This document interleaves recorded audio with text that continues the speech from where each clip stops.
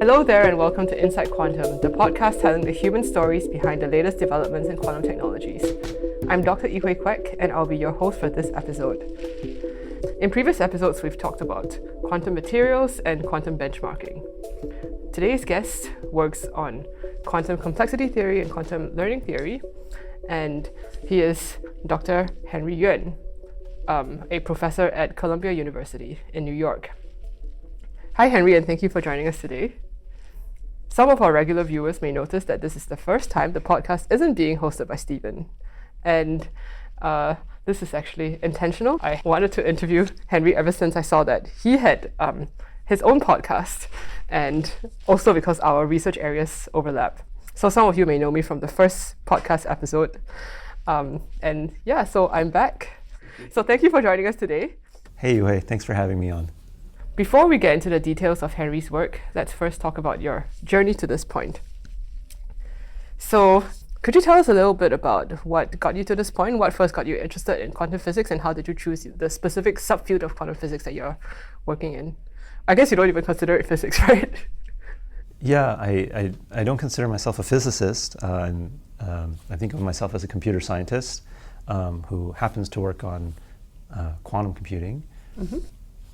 And in terms of how I got to this point, I guess I've always been interested in physics from like a pretty young age.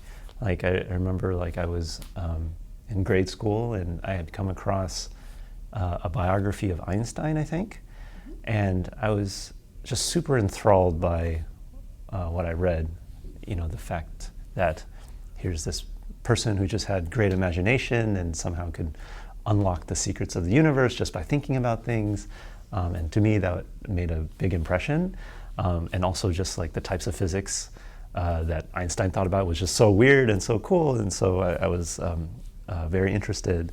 And so as a young kid, I read these biographies of people and found it super interesting. One thing led to another, and I just read these books about like chemistry and so on, and just thought it was just super cool. But then when I was in middle school and high school, I sort of turned more into computer science type things. And then I got internet access when I was a middle school kid. Mm-hmm. And then those were the days. Those were the days, right? Yeah, not everyone grew up with internet access. Right. Yeah. Now my 1-year-old, she knows how to use the phone. Not really, but I discovered you can make your own websites, and then I discovered the world of programming, and that was like super cool.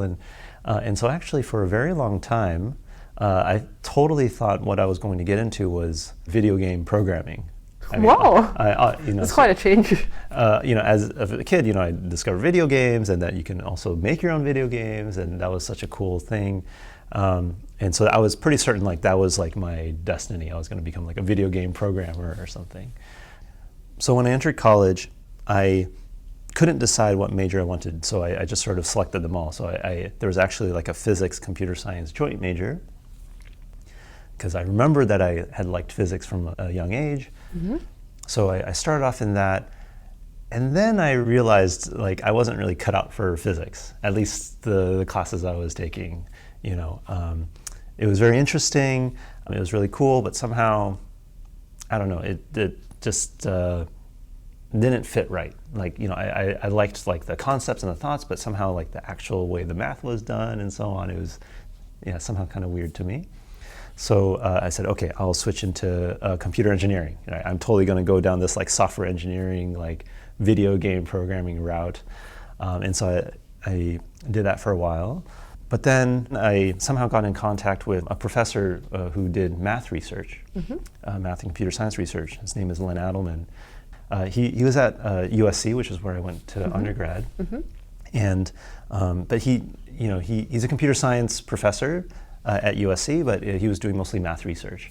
And so somehow I got into doing math research with him, and that totally changed everything. Because mm-hmm. then I saw, wow, the stuff that he was doing was just so cool. It's just so beautiful. And then that's when I sort of decided I wanted to become a math major. So I went from physics to computer science, and then I finally switched into math. Wow. And that's very nice. what I ended up getting my degree in. but where is this leading me? So at the very end of college, I decided to take a quantum computing class because I was like, I remembered I like physics, I like computer science stuff. This seems to combine both, and it's also very like mathy. So I took that, and then I sort of realized, okay, this is exactly what I wanted to do because it combined everything that I had liked. It has the physics without the physics in some sense. It has like the computing aspects, it has the math. This is what I wanted to do. So after that, when I applied to TCS grad schools, and TCS stands for Theoretical Computer Science, and that's how I got to this field. Oh, lovely. I have a couple of observations. So I noticed that you kind of tried out many different fields before you eventually settled on a career in quantum physics. So in a sense, I think that's a testament to the benefits of not having to declare your major before you start your college education. Absolutely, yeah. Yeah. Which is also, I noticed a difference between the US and Europe, because in Europe, I think many people decide that they want to study physics, and then they just have to study physics for the whole 4 years, and they don't really get to switch around. Right. So that would have been really bad news for me, in particular, because I guess if I were in that situation, maybe I would have felt compelled to stick in one area. Especially, I think in certain places, undergraduate is very fast, right? I think in the UK, it's only 3 years. So my undergrad was 5 years. Oh, wow. So it was good that I had somehow this extra time to sort of feel like I could switch around and not really have to pursue one thing. Right. I do appreciate that as well, because my own undergrad experience was also marked by a lot of switching around and trying out different different subfields even within physics. So we were chatting yesterday, and I had actually done a summer internship in biophysics. Right. As an undergrad. Right, in Germany, right? In Germany, yes. Yeah. Yes. So I guess and you're not in biophysics anymore. I'm not in biophysics anymore, but that experience was successful in contributing to my love for Germany as a country, but I guess not my love for biophysics. Not your love for biophysics. See, but you learned something. I did. I learned German. Okay, so did you feel that even in your PhD there was the same amount of room for maneuvering or switching around, or was it did you already know that you wanted to do quantum physics or quantum computing from the start? So I guess sort of to continue the how that journey evolved. So after taking that quantum computing class, I was like, wow, quantum computing is so cool. But I also really liked this complexity theory stuff, because the research mentor that I worked with, Len Adelman, he's a complexity theorist, cryptographer, number theorist, and I was also inspired by the stuff that he had worked on back in the day. And so when I went to grad school, I actually wasn't sure exactly, whether I wanted to do quantum computing or classical complexity theory. And so in fact, I ended up working with an advisor who was a classical complexity theorist, Donna Moshkovitz. And so I started working on very, very classical things, her areas like hardness of approximation and probabilistically checkable proofs, which is amazing stuff. And I started working off in that. So I worked on that for a while, but then I sort of kept on returning to quantum computing and quantum complexity theory. And I guess at some point, I was able to get results in quantum computing and quantum complexity, and I guess sort of I stuck with that. What's interesting is, in some sense, a lot of things come full circle, in that a lot of the classical complexity theory things that I learned at the beginning sort of fed back into my research later on, and it's all sort of connected, and it's all one thing. Wow, that is super interesting. Yeah. So for our viewers who may not have heard of these concepts before, you mentioned probabilistically checkable proofs, and what was the other thing that you mentioned? Hardness of approximation. Yeah. Could you maybe give a short explainer of these concepts to our viewers, our listeners? Sorry. Sure. So, hardness of approximation is a field that studies how hard is it to approximately solve NP-hard optimization problems, or NP-hard problems. So there's a lot of problems that are famously NP-complete, like solving 3-SAT or traveling salesman, or other things. And it was known for a very long time that these problems are NP-complete, so probably we won't have a polynomial time algorithm to solve them.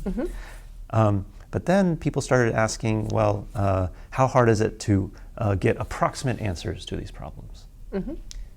And the field of hardness of approximation is, as the name suggests, it's still NP hard to even get approximate answers. But proving this is much harder than proving that the exact problem is NP hard. And in fact, this is where probabilistically checkable proofs, or PCPs, that's where they come in.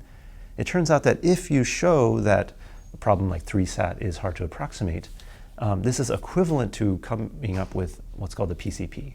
And in just a short summary of what a PCP is, it's a way of formatting proofs such that you can check their correctness with high probability by only examining a few locations in this proof. Like you pick 3 random bits in the proof, and by looking at these 3 bits, you can determine with high confidence whether the proof is a correct proof or not. That's really lovely. That's a really lovely explanation, and also very fascinating concepts. It's amazing. It's beautiful stuff. Yeah. There was something very interesting that you said just now, which is that you ended up using concepts from classical complexity theory to help you in your quantum research. So could you give some examples of that? Yeah, so a lot of the research that I've worked on in the quantum complexity area are really taking questions that people considered in classical complexity theory, classical cryptography, and asking what happens when we add quantum to this. How do things change, or do things change? And so, for example, a big part of what I worked on in grad school is to prove what's called a quantum parallel repetition theorem. Okay, so what is that? So the idea is you take what's called a non-local game, or a Bell inequality. So you have a referee who's playing with 2 separated players, Alice and Bob. Alice and Bob can't communicate, but they share entanglement, so they can generate quantum correlations, right, via measurements on their entangled state. So there's many famous non-local games that people studied in quantum physics and quantum information. For example, like the CHSH game or the magic square game. Maybe the people who are listening have heard of these. And in these games, Alice and Bob, they're trying to win this game with as high a probability as possible using their entanglement. So the parallel repetition question asks, suppose I give you a non-local game, maybe CHSH, where the maximum success probability of the players, of Alice and Bob, is less than 1. Like, they can't win perfectly. Maybe they can win, in the case of CHSH game, they can win with probability 85 point something percent, right? So now imagine you play many instances of this game with the same 2 players, Alice and Bob. So you say, I'm not going to play 1 game, but instead I'll play like 100 games all at the same time. Alice and Bob will see now not just, like what are called questions or measurement settings. They see 100 measurement settings. And you get which are given by the referee, right? Which are given by the referee, exactly. All at the same time. And Alice and Bob, they're supposed to just have like 100 copies of their entanglement and perform the strategy that they did in the single game 100 times and try to win all of them at the same time. Okay, but maybe they can do something different. The parallel repetition question asks, what is their maximum success probability now if they're playing 100 of these? Can they win all 100 with what probability? And so it'd be very tempting, if you haven't thought about this question before, to say, well, it's obviously 85% raised to 100, so that should be like a very, very small number. But in general, it's not quite clear that this is the correct answer. And the reason is because Alice and Bob don't necessarily have to treat each of these games or experiments independently. They can somehow correlate their answers for one game and with answers in another game. They can do things like that. And the whole task of parallel repetition is to understand the extent to which they can do this. Okay, so that's the setup. Now, in classical complexity theory, people looked at the very same question back in the 90s, but without any quantum. They thought about Alice and Bob, where they are classical players now. They don't share entanglement. And the reason they were interested in understanding the success probability of these many repeated games is precisely to understand the behavior of PCPs and hardness of approximation. That was the whole reason for them to think about this. And it actually took quite a lot of work to prove that if you have a game whose maximum success probability is less than 1, if you repeat it many times, the success probability is going to go down exponentially. It's not going to be the original probability raised to the number of times you repeat it. It's some more complicated function than that. But there still is some exponential decay. And this is known as like Ross's parallel repetition theorem. And it's actually like, it's not so easy to prove. It takes some work. So that was proved in the 90s. But then people had the question like, okay, well, what about when Alice and Bob share entanglement? Is there a quantum analog of Ross's parallel repetition theorem? And something I worked on in grad school a lot was to try to prove a quantum analog. And did you succeed? In some ways. So in sort of an exact analog of what he proved is still not known. It's still an open question, and I think a lovely open question. But I was able to show that if you have like a non-local game and you repeat it n times, the maximum success probability of this non-local game decays at some rate related to n. It's not known to be an exponential rate, but it's an inverse polynomial rate. So that's the best we know so far.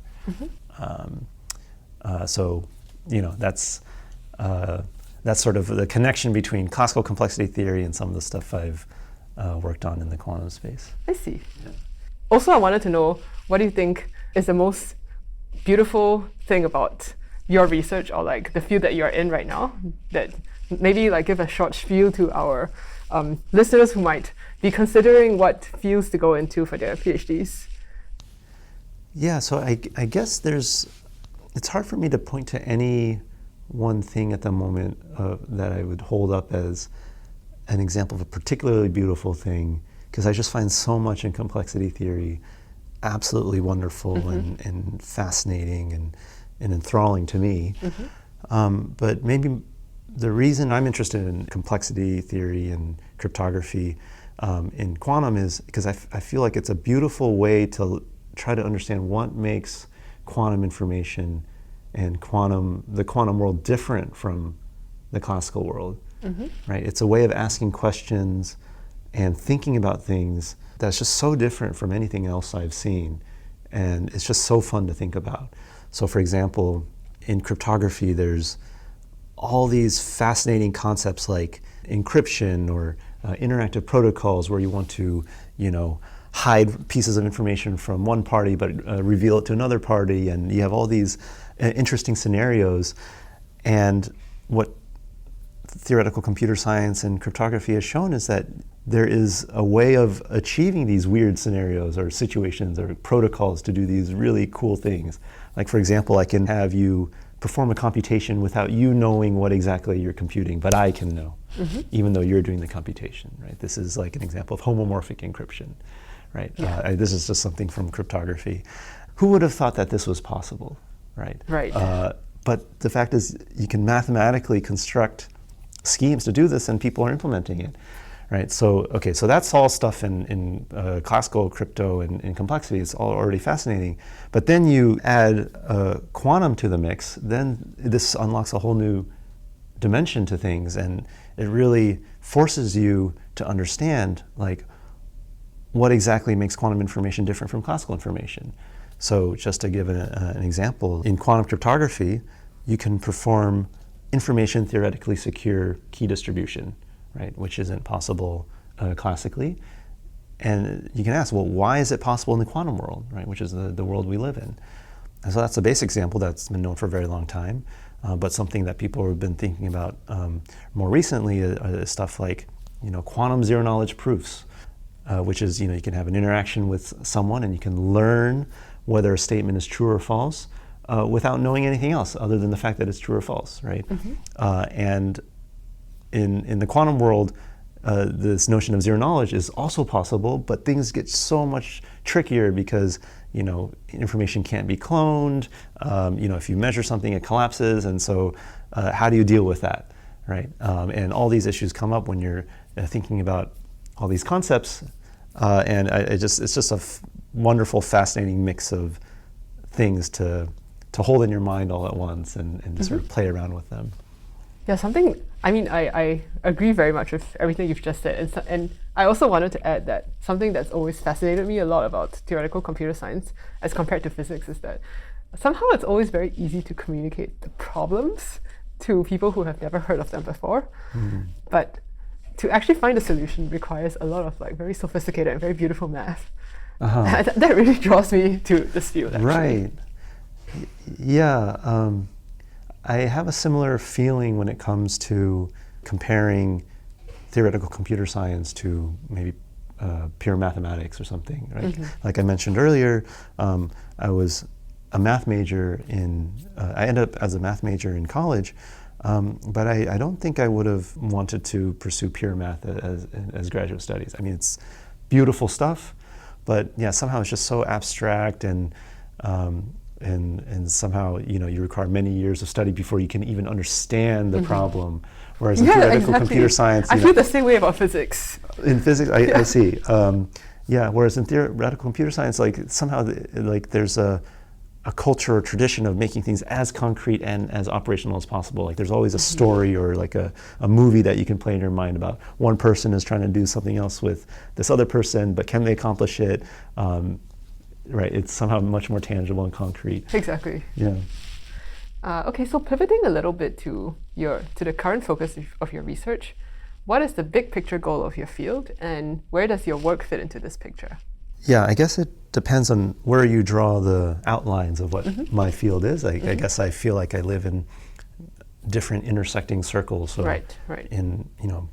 I see myself as a theoretical computer scientist, so I belong to that community, but also as a quantum computing scientist, and so I also belong to that community. And the goals are somewhat different. They're closely related. So from the theoretical computer science point of view, I want to understand what is the nature of computation in this world, right? And since we live in a quantum world, you have to think about quantum physics and quantum information, and try to understand just what, like I said, what makes quantum information different from classical information.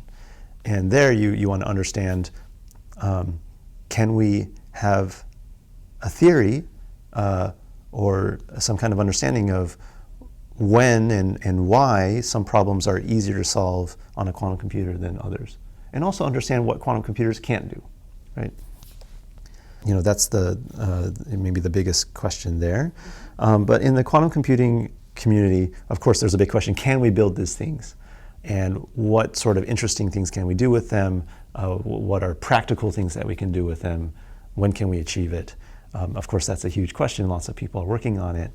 But it's not too hard to see that these two goals are very tightly intertwined, right? If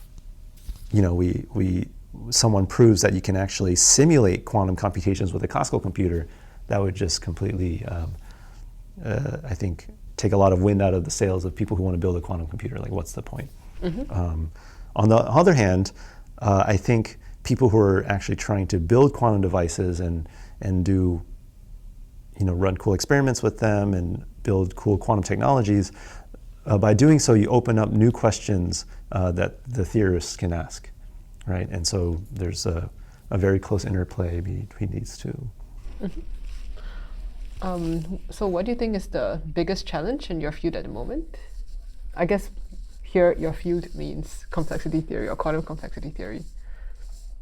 Well, there's the ultimate challenge, which is to definitively prove that there is a problem that quantum computers can solve efficiently that classical computers cannot, right? That's the holy grail. But to actually do that, that's on the same level as proving, essentially, it's kind of like proving P not equals to NP. I mean, it's not the same question, but we feel like we're as far away from proving a separation between quantum computation and classical computation as separating P versus NP. And it feels like we're nowhere close to that. Okay, so anyways, what about more near-term goals would be to come up with evidence that they are different. So how can we come up with more mathematical evidence or more of a structural understanding of what types of problems admit a quantum speedup. So yeah, I'd say that's one of the biggest problems. Another one I think that's very interesting, which is separate from understanding the separation, is to apply concepts from complexity theory to things like condensed matter physics. Mm-hmm. So there's a huge open question called the quantum PCP conjecture, mm-hmm. which is related to the PCPs that I mentioned from before. And I guess in a short summary of it, it's trying to understand how hard is it to approximate ground energies of local Hamiltonians. And somehow it's not just a question about like computational hardness. I mean, we know this problem is already hard for polynomial time algorithms. Really what the question is asking is, can we embed quantum computations in a robust way in low energy subspaces of local Hamiltonians? And this question is beautiful because it connects with ideas from quantum error correction and proof checking from classical complexity theory and hardness of approximation, and all these things sort of swirl together, and it's all in one place, all in one question. And so I would say this quantum PCP conjecture is mm-hmm. One of the most interesting guiding open questions in our field, and it connects things from computer science, condensed matter physics, information theory, mm-hmm. and so on. And what would be the consequences of proving the quantum PCP conjecture?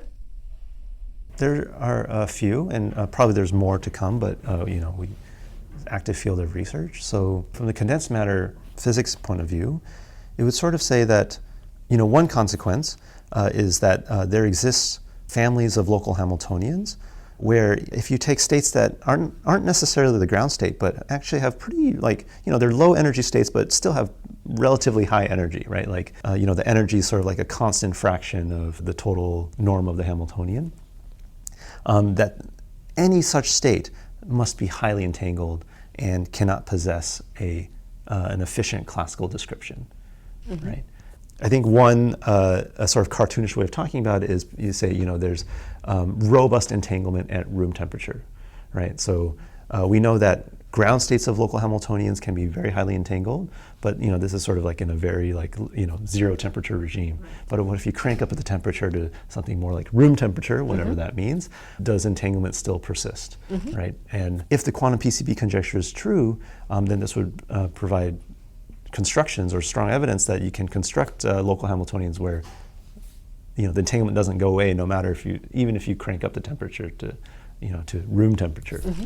So from a condensed matter physics point of view, this would be very interesting, and I think physicists are looking for these exotic local Hamiltonians. From the computer science angle, this would be super interesting because one, it would be an analog of this beautiful PCP theorem that's very important and central in computer science, and so it's just interesting by itself to ask whether there's a quantum analog.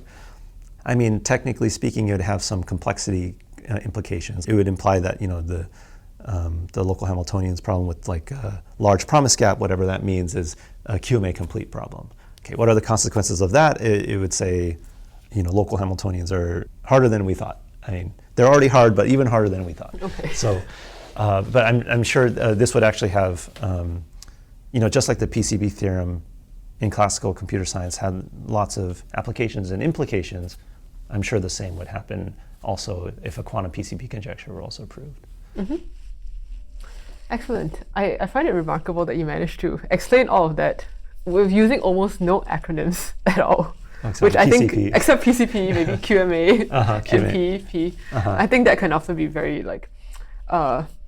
surprising and off-putting for someone who hasn't really studied complexity theory before. But I think it's very instructive to be able to see the big picture goals of complexity theory without going into the weeds of these acronyms. Right. Yeah. I guess that's. Well, this is both a reason to love and also hate complexity theory, is because it's just an alphabet soup of different complexity classes and acronyms. That I mean, oftentimes I can't even keep track of it myself. But I think once you sort of realize what the concepts these acronyms are referring to, then you realize they're such beautiful concepts, amazing concepts. Exactly. You really have to stall your impatience and look past the initial obstacle. Right.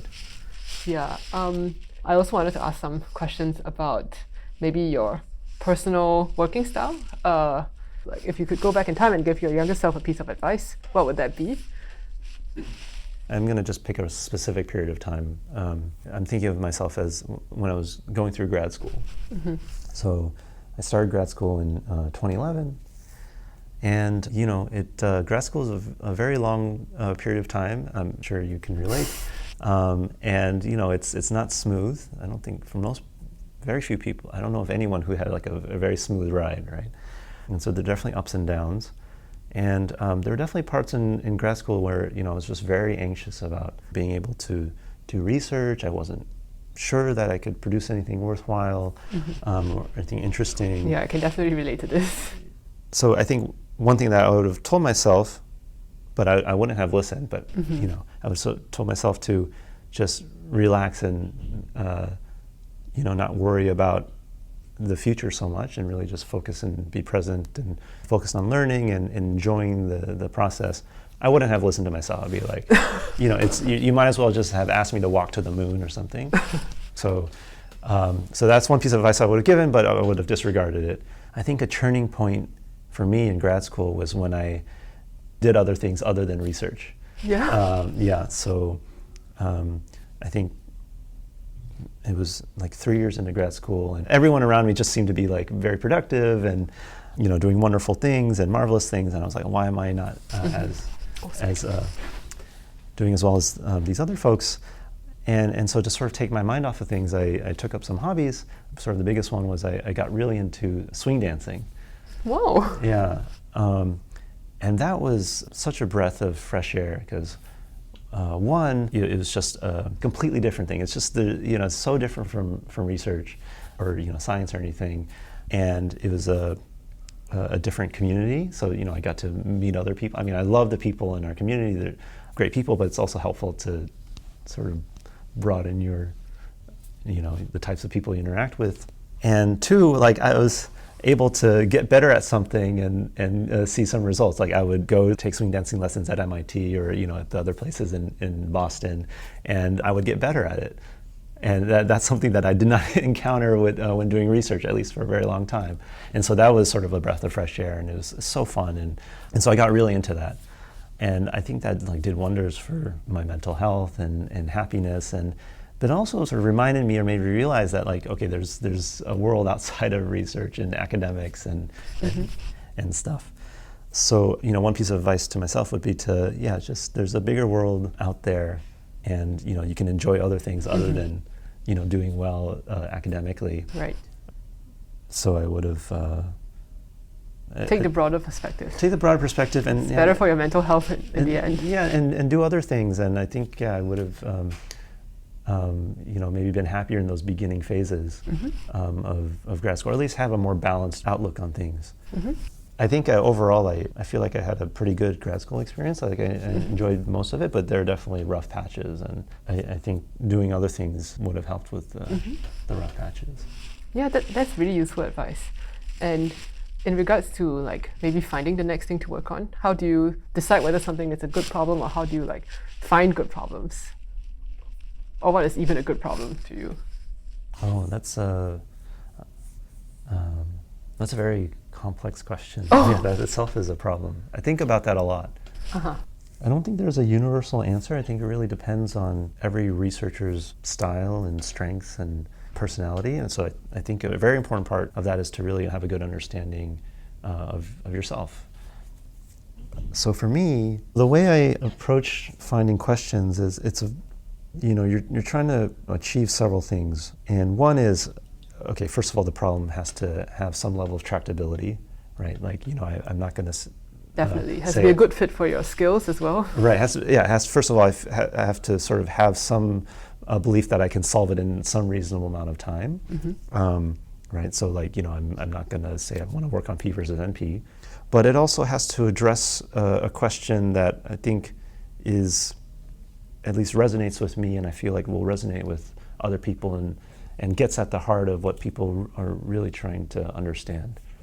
And in order to figure that out, it requires some sort of understanding of what are people thinking about, right? So I don't know, just to give a concrete example, so something I'm like super interested in these days is understanding like the foundations of quantum cryptography, right? Cryptography where, you know, not only the adversaries have quantum computers, but the honest users also have quantum capabilities. Like they have quantum computers, they can send quantum information to each other. What sorts of things can you do in this world? And a really exciting thing now is to understand, say, like, for example, the complexity theoretic foundations of quantum crypto. Like if you have a quantum cryptographic protocol and it relies on some computational assumptions, what's the minimal assumption you need, right? You need to assume something is hard for the adversary, but what is that? This sort of thing has been pretty well understood in the classical setting, but it's a wild west. It's totally, completely open right now in the quantum case, which is I find very exciting. I find this question super fascinating because it's timely, because a lot of people are thinking about quantum crypto now. People are coming up with all sorts of really interesting protocols and objects like pseudorandom states, which you know about. Other things like quantum money schemes or copy protection or certified deletion and all these things that we didn't know about a couple years ago. And you can ask, like, what is there something that ties all these things together? Is there a way that we can have like a coherent framework of understanding this? And when you think about this question, then you realize it sort of leads you into saying, well, we actually don't understand some basic questions about the complexity or the hardness of tasks where the inputs and outputs are quantum states. This is a very natural setting, right? Like if we're gonna have quantum computers, we want to do computations where you like input a quantum state into the quantum computer and maybe it does some transformation and outputs a quantum state. How hard was it to do that transformation? And it's sort of like a very natural question, but you realize that we actually don't have a framework or a theory of thinking about this. So then you say, well, okay, we have to come up with a complexity theory for this. And this is something that I'm like super interested and super gung-ho about these days. But it also feels like it's sort of like the right time to think about these questions because people are thinking about related things, and yeah, somehow it just feels like the time is ripe. It's like the right time to do it. I think that's a very important judgment as well to make, like whether the field is ripe for the question that you want to answer, or whether the tools have been developed already. Exactly. Yeah, and that part, it's like, how do you know when the time is right for something? I think a lot of that just comes from experience. Like you spent some time in the field and you sort of see how like questions come and go, and you definitely see cases of when people looked at questions and they're like the right questions, but just at the wrong time. They're maybe a little too early, and so maybe they write a paper on something and people are like, oh, that's interesting, but it doesn't like necessarily connect to anything else, so it becomes forgotten. Until when it is the right time, people do Google scholarships. Are like, oh wait, someone looked at this question or created this model back then, and back then it was weird, but now it's sort of, you realize it's the right thing. So it requires like hindsight and some understanding of context to get a feeling for when it's the right time. And I'm not saying like I have a good feeling for that, but I'm realizing over time like this is actually a really important aspect to choosing questions. And also I think like talking to more people can help you get more of a sense of like what people have been thinking about in the past and what they're currently interested in. Absolutely, yeah. That's right. There's without that, like, you can't really do research in a vacuum. Right. Yeah. Right. Okay, so my last question for today, and the question is, physics has historically been a field dominated by white cisgender men, and there's still a long way to go before we reach a level playing field. So in your experience, are things changing at all for the better? Yeah, thanks for the question. I'll offer what I feel like is my own very narrow perspective on things. And it's narrow, because one, I'm just an individual, but also I haven't been around the block. I've only been in the field for not that long. I mean, I started grad school 2011, right? But a couple observations. One is that on one hand, I do think some things have gotten better, in the sense of I feel like there's a much higher level of awareness about the issues of inclusivity and diversity and representation in the sciences and just more in society more broadly. There's a higher level of awareness, there's a higher level of willingness to talk about these issues and be comfort levels, which I don't think was there when I started grad school. So I think it's gotten better in some regards in that sense. But my impression is that I think we're really far from where we would like to be ideally. And I think if you sort of look around us, I mean, it's kind of obvious that we haven't built the best possible environment that is as welcoming to everyone who wants to be in it and who has something to contribute. I mean, I think, that should be the bottom line, right? Like, we're all in this enterprise of just trying to learn more about, quantum computing or theoretical computer science or mathematics or, the universe. And we're all super interested and passionate about learning about this. And it's a hard journey, right? It's a hard enterprise. And there's many people who are passionate about it and want to contribute and have something to contribute, but we just haven't, made a great environment to welcome, people in. I mean, I love the community that I'm in. I feel like I'm very lucky to be in this field of theoretical computer science and quantum computing, where I feel overall like the level of friendliness and fun and passion that people have is pretty unique and special, from what I can tell. But it's not, I don't think everyone necessarily shares this view, and so I think we have a ways to go. And I don't know, I don't think I know what is the best way to fix these issues, but I think for starters, one thing is it's important to have more diverse set of role models and mentors, because I think that actually makes a huge difference for people. I would absolutely agree. I mean, actually, just not to turn the tables on you or something, but I'm just curious, like, what's your impression of the a perspective of where things are in our field? And I think I would firstly say that it's better in theoretical computer science than in theoretical physics. And I think this has something to do with the fact that theoretical computer science is a younger field, as compared to theoretical physics, which, traces its lineage back to the days of Pauli and Einstein and the days when gender diversity was not an important topic at all. Right, yeah. So I think the fact that younger fields tend to have a better gender balance suggests that our society as a whole is viewing these diversity issues as being more important now. So I think that we are heading in the right direction. But I mean, growing up, it was also hard for me to find good female role models in the various fields that I was interested in.